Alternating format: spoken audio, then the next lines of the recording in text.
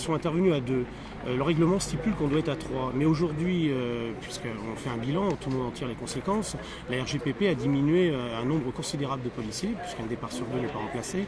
Et là, ils sont intervenus à 2 alors que le règlement stipule qu'il faut être à 3. Mais moi, je vais aller plus loin. Aujourd'hui, l'administration emploie des adjoints de sécurité. Vous en aviez parlé dans votre reportage de France 3 la dernière fois. Et à juste titre, puisqu'ils sont sous-payés, ils sont en CDD et on leur donne même pas la chance, au bout des 5 ans, maintenant c'est passé à 6 ans, de leur contrat, de pouvoir intégrer la police nationale. Alors que de fait de droit, ils n'ont pas eu d'incident pendant ces 6 ans, ils ont pu être jugés, ils ont pu être même remerciés s'ils avaient fait une erreur. S'ils ne l'ont pas fait, moi je pense que de droit, ils devraient intégrer la police nationale. Et cette RGPP, on la ressent vraiment sur le Morbihan? Ah oui, tout à fait, oui, bien sûr. Oui. Le département n'est pas épargné. Les cambriolages ont explosé, la présence policière sur le terrain est beaucoup moins active qu'avec les effectifs d'avant. Donc vous savez comment c'est, la peur du policier, donc la surveillance. Non, tout ça, on le revoit par les chiffres.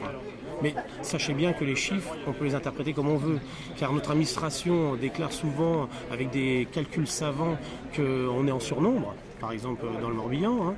Et en fait, pourquoi qu'on est en surnombre sur les statistiques, c'est parce qu'on a justement une présence de policiers qui fait son travail, qui évite justement la délinquance. Donc vous savez, les chiffres, on peut les interpréter comme on veut. Soit on dit qu'on est trop de policiers, auquel cas on nous diminue et la délinquance remonte, ou alors on est le nombre suffisant de policiers et on maîtrise le taux de la délinquance. Vous voyez, les chiffres, on les fait parler comme on veut.